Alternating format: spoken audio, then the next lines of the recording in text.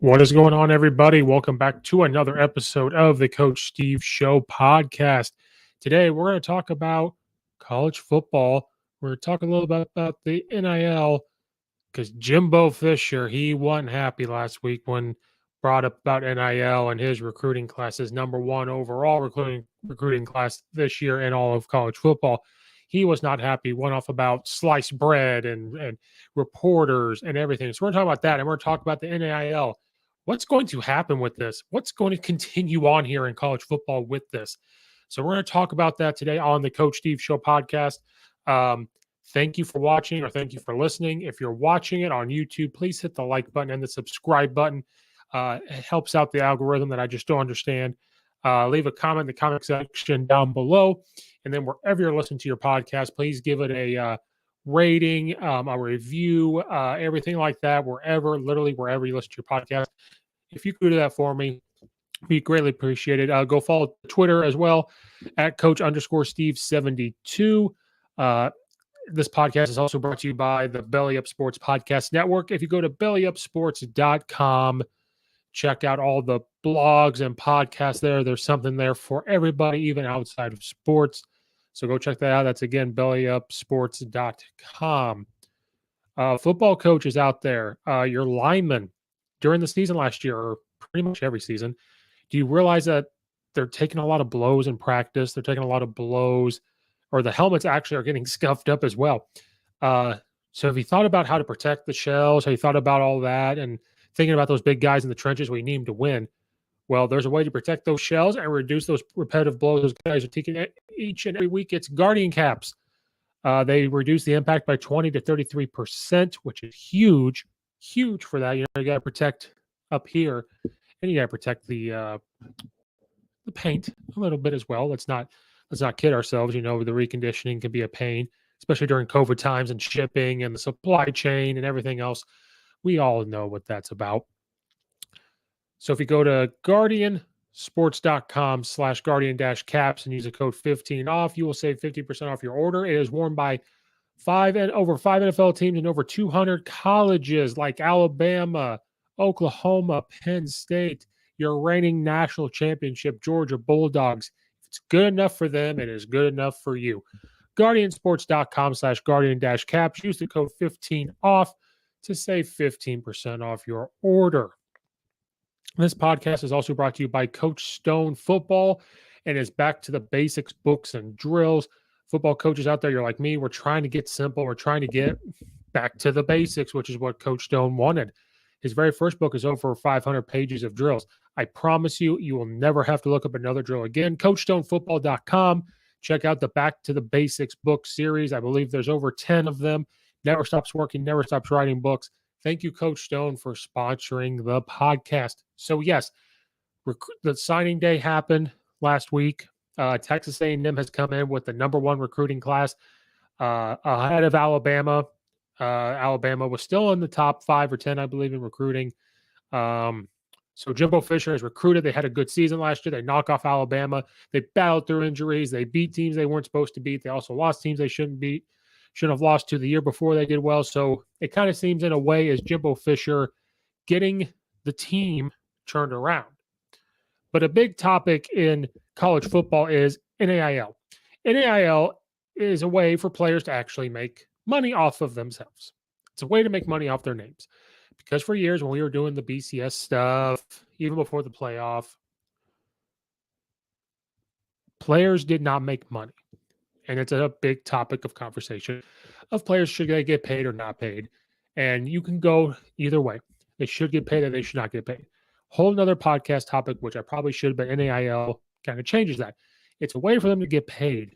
Now, the school and the NCAA does not have to pay them. So it's the NCAA's way of not paying them. The NCAA has been called many things. Non-caring assholes of America and stuff like that. That they don't care about the players, okay? And so this is a way for them not to pay players. What it really does is, Jim's Barbecue right down the street can come up to a player and say, hey, I'm going to pay you $500 to be in this commercial. I'm going to pay you $500 to do something. I'm going to give you $1,000 to do something. That's what's happened. Now, the NIL was really created to kind of help the established stars, because the problem with paying players, and I'll try to keep this brief, was we look at the Alabamas, the Georgias, the Ohio States of the world, the Floridas of the world, and say, well, their coaches are making millions upon millions of dollars. So it's not fair that a kid that gets a scholarship goes and doesn't make the same type of money. And I am on board with that, and I hear you. When you've got a head coach in college making $10 million a year while the athlete is going to school for 3 years before thinking about going to the NFL to make money, or has to stay in college 4 or 5, 6 years to get a degree and try to go make money. I hear you, especially when you got high school coaches out here like us that make anywhere from $2,000, and then depending on where you're at for stipends, like an assistant, upwards of like $7,000 or $8,000, which is pretty good. But for us that do the work and make $7,000 compared to a college coach has $10 million now, that's their job, that's their livelihood. They know way more football than we do. But I hear you. And the argument is the athlete is getting paid from their scholarship. You go to a school and they might say, okay, your scholarship is worth $120,000 to go to school here, where people go and pay that in student loans, which student loans is a whole scam in itself. I hear you. I heard all that. The problem is we always talked about what we see. And what I mean by what we see is Alabama, Georgia, all of those guys. All of those guys could afford to pay players. But the problem had become, how do you pay players? Who do you pay? Well, you're going to pay your quarterback more, but what about the offensive line? Well, you can't afford to do that. So then do they just get their scholarship money instead of going to school? But then if they're not going to school there and you're paying them in money, so they give them $120,000 for their scholarship instead, but they're not enrolled in the university because they don't want to go to school, but they want to play football. Well, now it's no longer quote unquote amateur. They're not in school, so they shouldn't be playing, all that stuff. You have to be enrolled in the school to play. So that's where that started to become. But then you look at schools. I don't know if U of I is a good example. Could they afford to pay all the players because they don't bring in the same type of money the Alabamas and them do? Okay. When you look at other things, other umbrellas under the NCAA, Division threes don't pay players. Players pay to go play Division III football. Division III football is great. 1AA, which is like where I am, Eastern Illinois University and Illinois State, could they afford to pay all the players? No. And then you start to fall under, well, if you're paying football players, you need to pay basketball players, you need to pay girls volleyball, you need to pay the softball team. Now it becomes, how do the school pay each other? Can you afford to pay all players on there? You're going to limit the roster size because some cannot afford it. And then what if one year you're winning the national title? I mean, I don't know if this is a good example. LSU wins the national title and then they get rid of Odron. They don't have such a good season. Now, an LSU is still going to make money, but what if a team has a good season and the next season they don't? Then that season after that they don't. Are they making the same type of ticket sales? So it's just a long thing. That was longer than what I said. And those are just shorter topics, but that's what it became in paying players. I thought players could get paid, but you have to look at it now. Then the other part of it is the people up in the NCAA make money. They have billions of dollars, so they could even that out. But I'm telling you right now, I don't think the presidents and the NCAA up there should be making the money they're making. That's not what I'm saying. But is there realistically that money to where you could give it to every single athlete in Division I, every single athlete in 1AA, every single athlete in Division II and Division III? I don't know if there is. And if there is, it's like, well, okay, NCAA spreads all this money out. School says, okay, here's your scholarship. But when you actually get the money, well, we're going to pay you $500 a month. Then does it become worth it? So this NIL thing that went through legislature, not through NCAA, it went through the government. It was really created and talked about for players that are established. You look at Young at Alabama, you're looking at players that are like their juniors or seniors, these big-time stars that do something for their school and their team and everything else. And it was made for businesses like car dealerships, different companies, I don't even know, to come and say, well, you know what, we're going to give you this $1,000 and do this. Maybe now this is what's happening. It was supposed to be for that. But when you don't put anything on it to govern it, which sucks, I don't want to use the term govern, when you don't put stipulations on it, if there's no cap, who can pay players, how does this work? You just kind of opened up the door. And I remember Nick Saban had said this, Mike Leach had said this. You don't want this to become NFL free agency. And what I mean by that is kind of what's about to be talked about with Jimbo Fisher. Lane Kiffin kind of went in there, and then all this other stuff. So with this transfer portal as well, because think about it. If you're a player and you can go to the transfer portal and go wherever you want.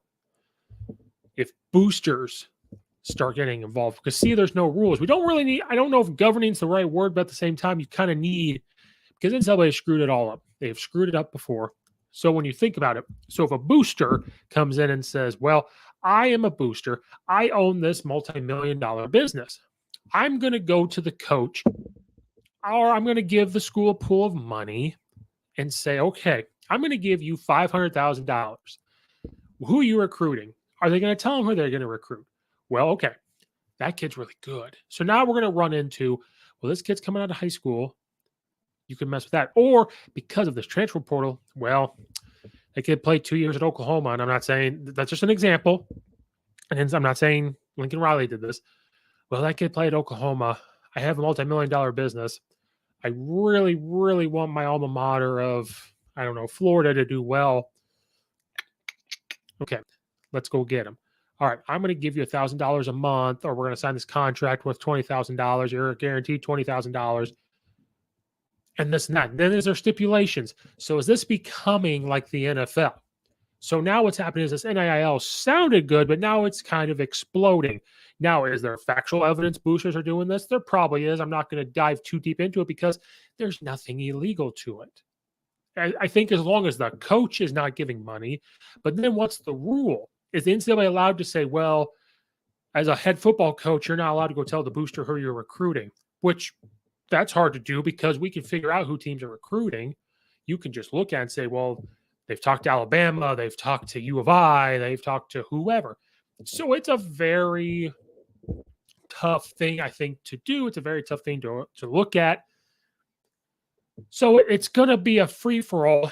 And what they don't want to happen is slowly maybe going to happen, which is, well, this town has these, not even boosters, just a town that's bigger could say, well, this transfer portal, we're going to call them. We're going to say, we're going to give you X amount of money if you come to this town. That's kind of what's happening here.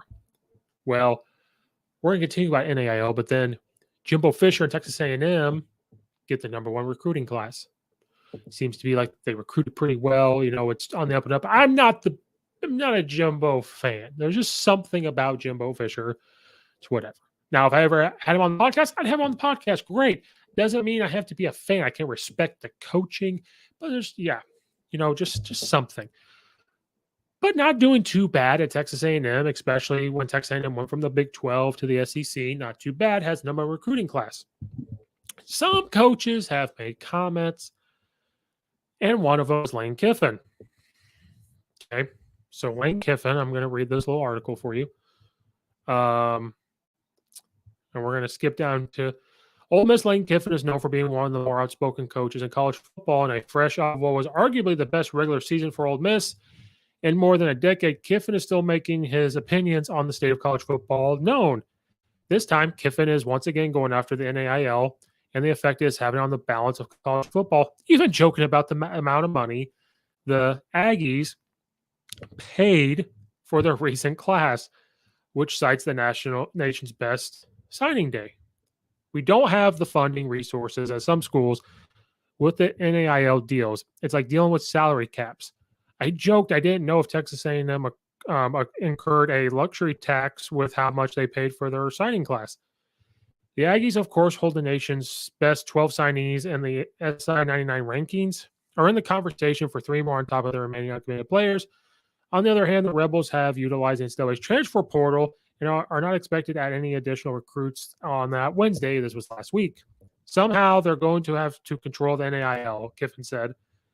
You've got these salary caps, schools giving players millions to sign before they play, and other places not able to do that. What would the NFL look like if 2 or 3 teams could pay 10 times more in salary cap? Kiffin Kiffin could have a point with some schools able to devote significantly greater amount of money to their athletic budgets, thus creating more opportunities for student athletes to pursue NIL deals. Ole Miss, for example, was rated as the number 24 most valuable college football team in the country in 2021. The Aggies, on the other hand, were tied with the first overall spot. Texas Longhorns, they were valued at $147 million. Not to mention, the Aggies just approved $205 million worth of renovations to the athletic facilities in November. There are schools with no shot to recruit certain players. If a class has an average of $25 million, that's $1 million a person, Kiffin continued. In NFL free agency, players go to the most money. These players are 17 and 18. They're going to go where they get paid the most. You've legalized paying players. As it stands, the Rebels sit with the number 22 overall recruiting class 2022 cycle, well behind the number 1 ranked Aggies, as well as 9 other SEC teams. So Kiffin made comments that tweeted and talked about. So he has a couple points there.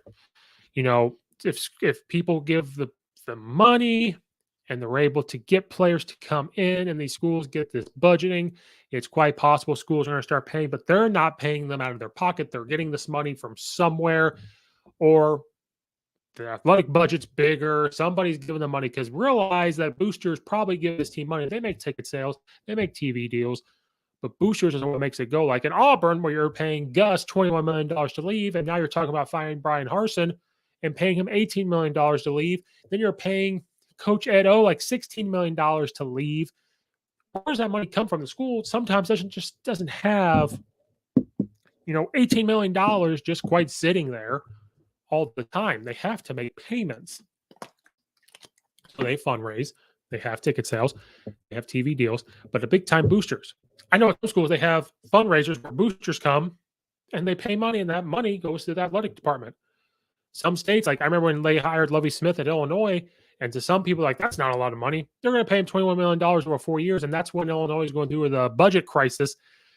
And they were like, well, how can Illinois afford to pay him when the roads are bad and this and that? That's not coming from the state. That's coming from the school. The school has an athletic budget. The school's not paying them like the main education part. It's the athletic part. So this is talked about. Lane Kiffin pointed at this. Other coaches have pointed at this, of how Texas A&M got this recruiting class, and Jimbo Fisher was not happy. He took it very personal, and he really went after it, man. I mean, he got after it. There was a post, whether it's true or not. So we'll talk about this. So Texas A&M is again number recruiting class, and they jumped up to get some stars, more than what they had before. So then Lane Kiffin does this and this and that. Well, then when Jimbo was asked about it, was not happy. So let's take a look at what he had to say, because again, he was not happy with the question about him and his recruiting. Do you kind of consider it a slap in the face or whatever when there's these thoughts out there that it's because a lot of money is being spent, and just your thoughts? Here's what I'm going to say, and this is point blank. Because here's my problem. There is no $30 million fund. There is no $5 million. There is no 10. This is garbage, okay? And it pisses me off. And people, and here it comes from a site called Bro Bible by a guy named Slice Bread. Then everybody runs with it. So it's written on the internet as gospel. How irresponsible is that? I'm going to tell you, there's some very reputable writers in college football and sports that wrote it, have said it, and have done things. That's unbelievable. When I first heard it, I laughed. I said, "Oh yeah, what a clown!" I didn't even think anything of it. I don't have social media. They kept building it lately. I've heard more about it. To me, it's insulting to the players that we recruited. That's why they would come here. You ever been to a game here? You ever come to school here? You ever talk about the 12th man, the Aggie Network when you're done? There ain't a better university in this country. And it's insulting to what you say. All these, and we got writers who have said it and done it. Off sliced bread. Guy named Slice who made it up. Love to see who sliced bread is. Put it out there. Let me find out where it comes from. And then to have coaches in our league, say it, clown acts. All right, irresponsible as hell. Multiple coaches in our league, and the guys griping about NIL, griping about transfer portal, using it the most and bragging about it the most. That's the ironic part. You want character? I'll take it with any of y'all. It's a joke. It does piss me off. The other thing. When you look at vice president of Notre Dame. Supposed to be a university, right? It's a heck of a person leading university. I'd be real proud if I hired that guy. Read it off sliced bread. But they say it's written on the internet. We worry about kids and social media, internet. How about grown-ups? How about the guys that's supposed to be setting example? How about writers supposed to be writing the right thing? How about coaches supposed to be doing the right thing? And I'll tell you what, I know how some of those guys recruit too. Don't dig into that. I know the history, I know things. He was not happy. There's a lot to take in there. Was not happy. So, the overall picture before you start to talk about what he said was he got really offensive. You know what I mean? Like when you come after that, it's the way you answer it. Like if you literally just said, hey, I mean, you know what? I thought our coaches did their job. I thought they recruited well. You know, people can say what they want. You know, I thought we did a good job. You know, this is a great university. You know, we have fun at games. There's the 12th man. You know, there's nothing better in college football. Answering it like that would stop the question and everybody forget about it. Now, behind closed doors, you could be mad. You could be as mad as hell and say whatever you want to people. A couple things is, one, he got really offensive. You want to talk about money. First of all, he gets mad about the media, which is true. Media is out of control. And maybe this podcast and everything, I'm part of the media, but I'm not the one writing stories. I see things reported and I talk about it on a podcast, and then I try to get other people on. We talk other things, but I'm not the one writing it. I'm not the one that has credentials in that. But also writing it and talking it is different. I feel like writing, you can write whatever you want, and then you interpret it how you want. It's hard to understand an article with context or what kind of context it is. It's hard to, a text message. Podcasts are great for that because then we can talk about it, can explain it more. You get the tone of it. So he gets mad about that. Then he starts talking about irresponsible reporting, which is true. That's happening all over. That's happening with sports media. That's happening with the news. He's got a good point. It's hard to trust media. Any type of media nowadays is hard. And that's why podcasts have shot up. Sports podcasts and political podcasts and everything have shot up because that's where we trust more. And news stream medias don't like that. And sports is starting to feel that because you report something too early.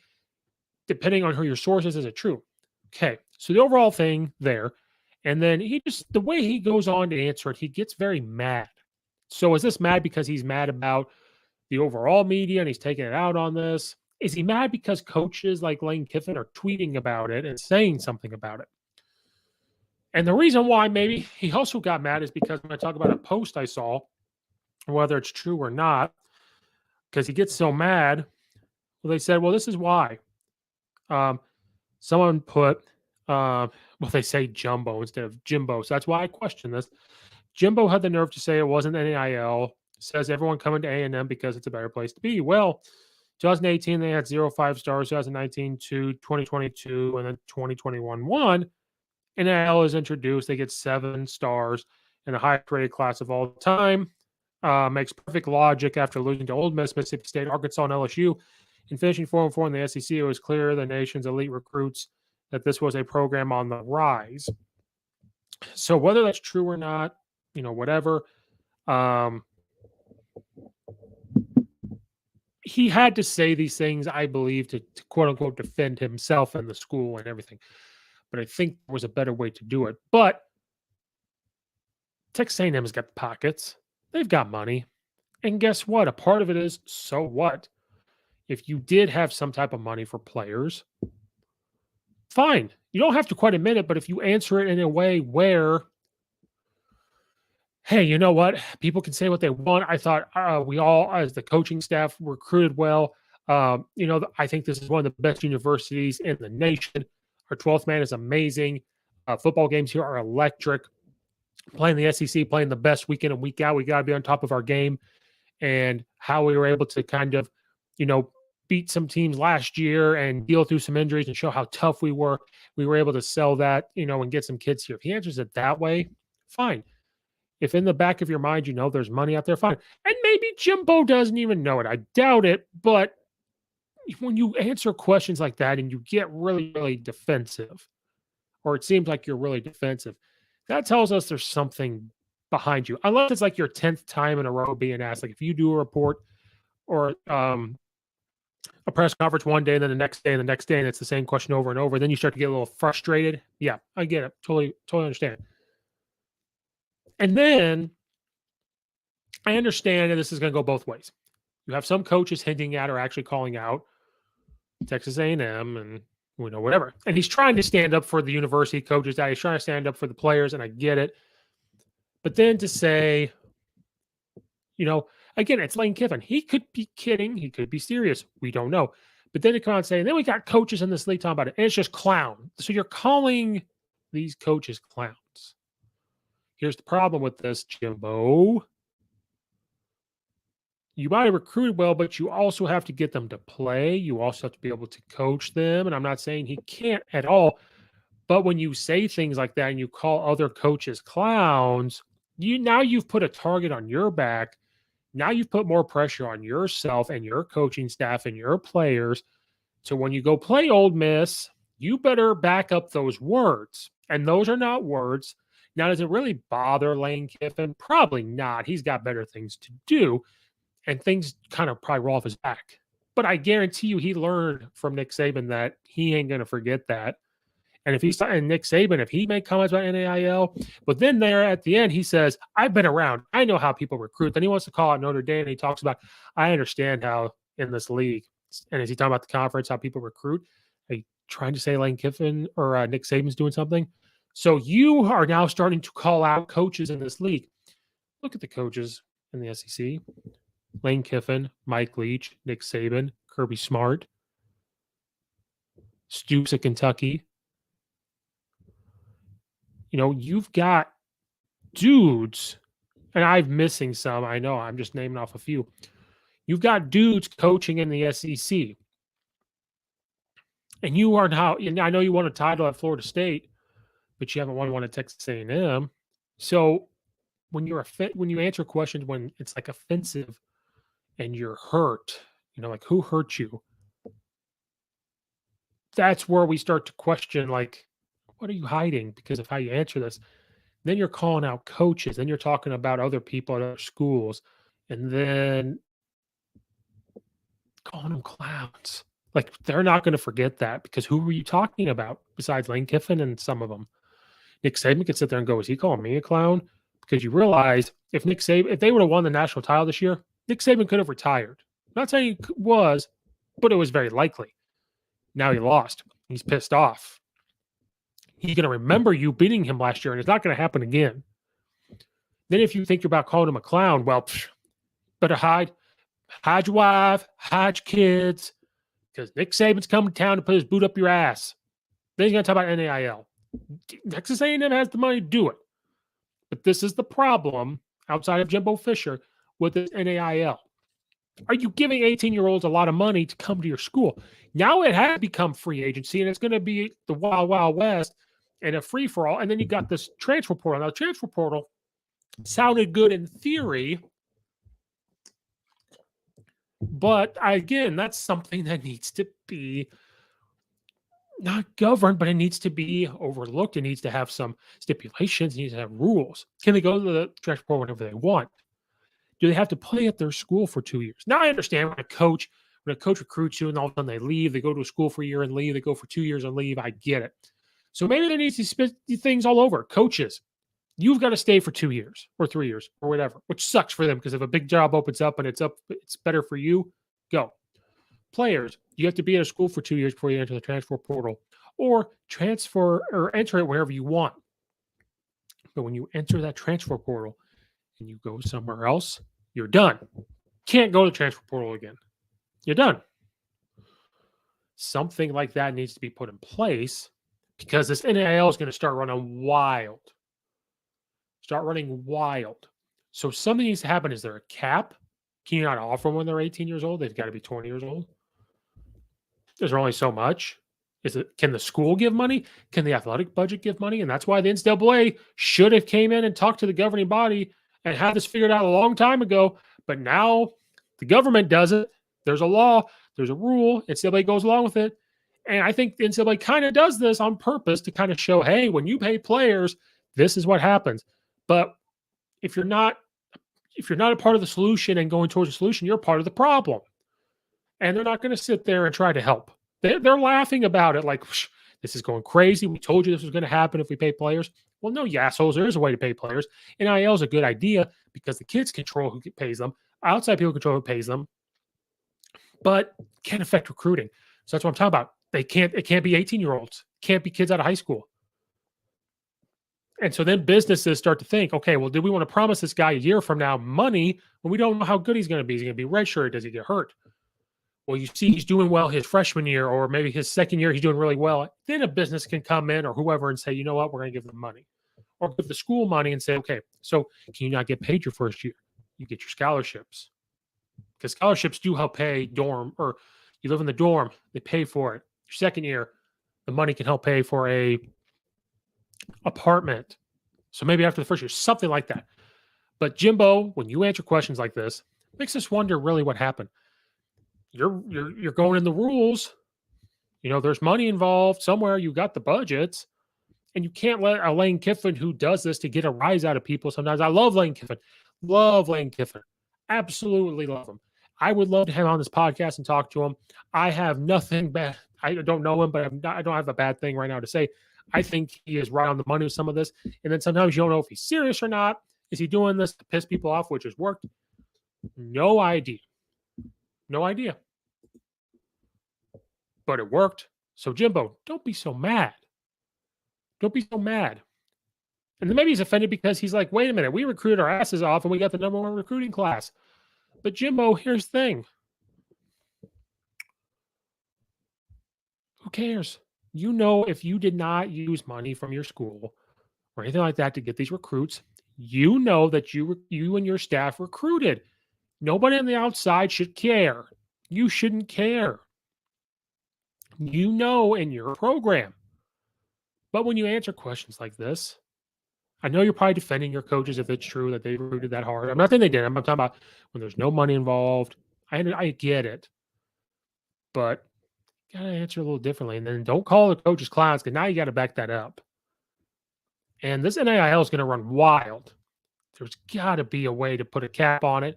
There's got to be a way to adjust this. And the NCAA, you know, people say not carrying assholes of America, you know, everything like that. They've got to step in and try to control this fire that's about to happen in this type of NFL free agency. But again, I guarantee they're sitting there laughing, going, "I told you when you pay players, this is what's going to happen." Guaranteed. So they got to step in and help. Jimbo, don't get so mad. Wonder what you guys all think about the NIL. It's great that players get paid, but it's going to run wild. And it's going to become, you know, like an XFL in college football. So a lot of work to do with this NIL, and it's going to stink. They better start doing it now. Tell me what you guys think in the comment section down below. We're going to wrap up this episode. Thank you guys so much for listening or watching. Again, like and subscribe, follow it, rate it wherever you listen to your podcast. Be a friend, tell a friend. Check out the weekly episodes. Thank you guys so much for watching and listening. Check out all the affiliates in the description below. Check out all other episodes. Thank you guys so much. This is Coach Steve, another episode of the Coach Steve Show podcast, and we are out of here. We will see you next time.